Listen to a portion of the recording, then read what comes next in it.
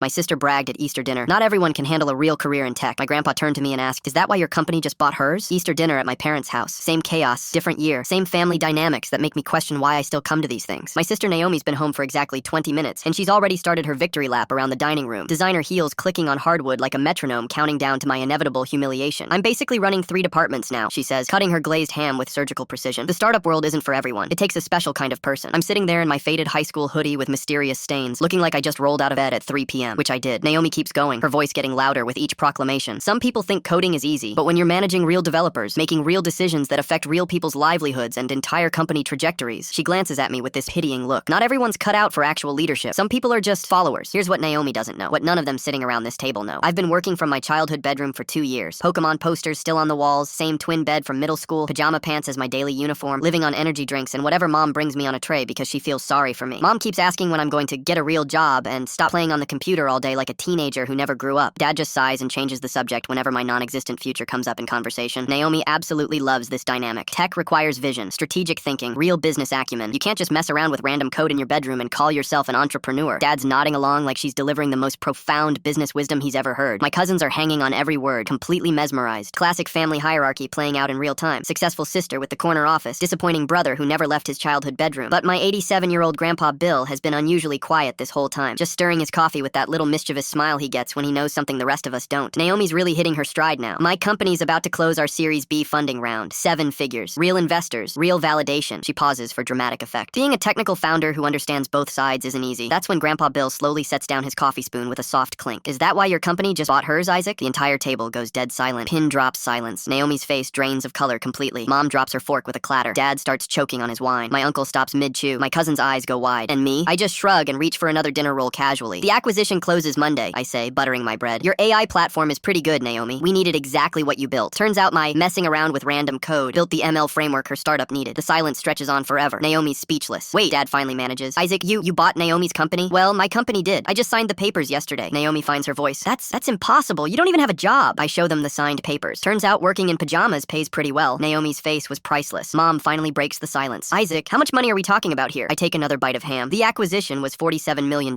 Naomi's team keeps their jobs with better benefits and a substantial equity payout that'll set them up for life." Naomi's still staring at me like I'm an alien. But you live in your childhood bedroom. You wear the same hoodie every day. You eat cereal for dinner." "Still do," I shrug. "My ML algorithms are worth more than your valuation." Dad's doing the math. "So when you said you were working on a project building next-gen AI automation, 18 months, lots of Red Bull." Naomi's voice gets smaller. "We've been trying to solve that exact problem for 3 years." "I know. That's why we bought you. Your UI is brilliant. You needed our back end." Grandpa Bill just sits there grinning, remembering his prediction. "So," I say, reaching for dessert, "who wants to hear about the IPO plans?"